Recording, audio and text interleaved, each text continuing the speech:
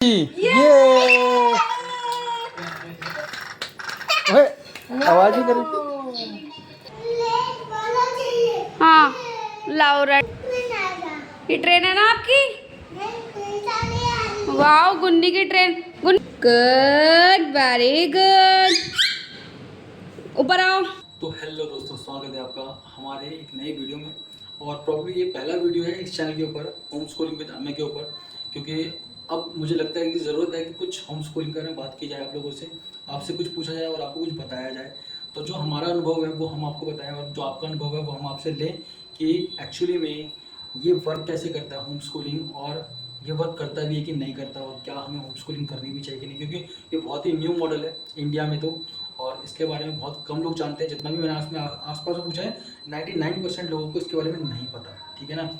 और मुझे भी गलती से पता लगा था, क्योंकि मेरे को अपने बेटे के लिए एक अच्छा ऑप्शन चाहिए था कि जिससे कि उसको स्कूल के जो स्ट्रेस है उससे रिलीफ मिल सके, और मैं उसको कुछ ऐसा करा सकूं साथ में जिससे कि उसकी ग्रोथ जो है, ओवरऑल ग्रोथ जो है वो बढ़िया से हो सके।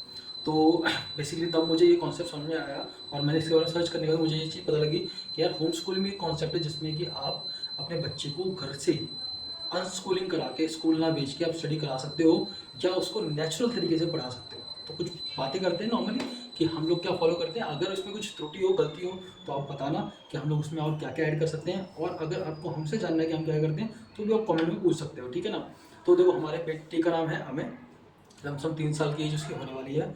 और अभी हमने प्रॉपरली उसका होम स्कूलिंग नहीं शुरू करा, लेकिन हमने होम स्कूलिंग का कॉन्सेप्ट उसका शुरू कर दिया है, थोड़ा बहुत। तो अब हम क्या करते हैं, हम उसको नेचुरल तरीके से, क्योंकि 3 साल में, अब देखो इंडिया में आपको पता गया कि भाई प्ले स्कूल आ चुके हैं, तो 2 से 3 साल के बच्चे को भी, बल्कि आजकल तो 6-7 महीने के बच्चों को भी प्ले स्कूलों में डाल दिया जाता है कि माँ बाप कमा रहे हैं तो बच्चों को वहाँ पर कोई ना कोई जो है डे केयर वाले वो देख लेंगे। तो हमने क्या करा है, हम नॉर्मल तरीके से उसको जो है घर पे ही कुछ चीज़ सिखाने की कोशिश करते हैं, और चेक करते हैं कि वो क्या सीखना चाहता है। तो जो वो सीखना चाहता है हम उसको वो उस चीज़ पे ज़्यादा फोकस करा के उस चीज़ को सिखाते हैं। हाँ, डेली वाइज में जो भी चीज़ें लर्न होनी चाहिए उसको, जैसे कलर्स नेम, अल्फ़ाबेट, नंबर्स, तो ये सब चीज़ें हम उसको खेल खेल में सिखाने की कोशिश करते हैं, ना कि बहुत ज़्यादा ये करके कि लिख के सीखो, ये करके सीखो वो सब। तो हम नॉर्मल तरीके से कोशिश कर रहे हैं कि हम उसे नॉर्मल तरीके से चार्ट्स वगैरह देख के, कुछ कोई गेम खेल के उसको सिखाएं, और वो समझ भी रहा है इस चीज़ को। तो हमें तो ठीक ठाक लग रहा है ये चीज़, ठीक है ना। दूसरा क्या है कि इसमें आगे चैलेंजेस आने वाले हैं, क्योंकि हर कोई ये पूछता है भाई कि आपका बच्चा स्कूल कब जाएगा या प्ले स्कूल कब जाएगा। तो हमारा आंसर ये होता है वो स्कूल नहीं जाएगा, ठीक है ना। वो यहीं हमारे घर पे ही रह के हमसे ही पढ़ेगा और हम भी पढ़ाएंगे, होम स्कूलिंग करेंगे। तो इसके बाद तो क्वेश्चन पता ही है, बहुत सारे आने हैं कि आगे सर्टिफिकेट क्या होगा, क्या आगे जॉब कैसे लगेगी, उन सब के आंसर हम आगे वीडियोज़ में करेंगे, ठीक है ना। अभी बेसिक कॉन्सेप्ट ये समझ लो कि होम स्कूलिंग लीगल है इंडिया में, और आप कर सकते हो। और आगे भी बच्चे को अगर जॉब भी करनी है, कॉलेज भी करना है, तो कोई प्रॉब्लम नहीं आती है, आप नॉर्मल तरीके से करा सकते हो। मेरी नहीं तो एक्सपर्ट की वीडियो जाके देख लो, बहुत सारे लोग इंडिया में करा रहे हैं, ठीक है ना। हम लोग बेसिकली इस चीज़ को फॉलो इसलिए कर रहे हैं क्योंकि हमने अपने स्कूल टाइम में बहुत सारी चीज़ें ऐसी झेली हैं, बहुत सारा ऐसा कंपटीशन झेला है, और ऐसी एक इग्नोरेंस झेली है, जो कि एक लोअर बच्चा होता है ना, जिसकी नॉलेज कम हो, जो बहुत ज़्यादा बोल नहीं पाता क्लास के अंदर, तो उसको झेलनी पड़ती है। और मैं भी वैसे ही बच्चा था जो बहुत ज़्यादा नहीं बोल पाता था क्लास में।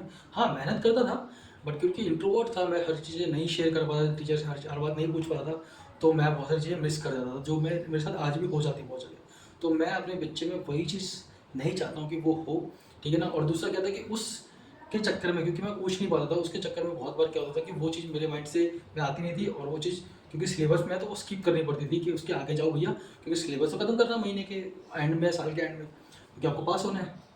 तो इस चक्कर में बहुत कुछ होता था, मिसमैच होता था, ठीक है ना। तो अब इसमें हमारा कॉन्सेप्ट सिंपल ये रहता है, या रहेगा आगे चल के, कि हम अपने बच्चों को नेचुरल तरीके से स्टडी कराएं, जो वो सीख सकता है, जो वो लर्न कर सकता है, जो वो नहीं सीख सकता उसको छोड़ दो अभी, या हम छोड़ देंगे। अगर आप भी नए पेरेंट्स हैं तो आपके लिए भी एडवाइस है कि उसको छोड़ दो, जो चीज़ वो सीखने में ज़्यादा पैशनेट है उसको करवाते रहो, साथ में उसे ऑप्शन देते रहो कि देखो ये भी है, ये भी है। हमेशा अपने बच्चे से पूछो कि उसको क्या करना है, जो उसको करना है उसको वो कराओ। आपको लगेगा नहीं ये मनमानी हो रही है, मनमानी नहीं हो रही, आप उसके ब्रेन को कहीं ना कहीं कॉन्फिडेंस दे रहे हो कि वो डिसीजन ले। और जब बच्चा डिसीजन लेता है ना, तो आप यकीन मानो, जब भी आप स्पेस देते हो डिसीजन के लिए, तो वो सही डिसीजन लेता है। अगर आप उसको ऑर्डरिंग करते हो कि नहीं यही कर, तो वो चीज़ कर भी लेगा ना, तो आपके सामने, नहीं तो बाद में जाके वो उसके अगेंस्ट ही काम करने वाला है, ठीक है ना।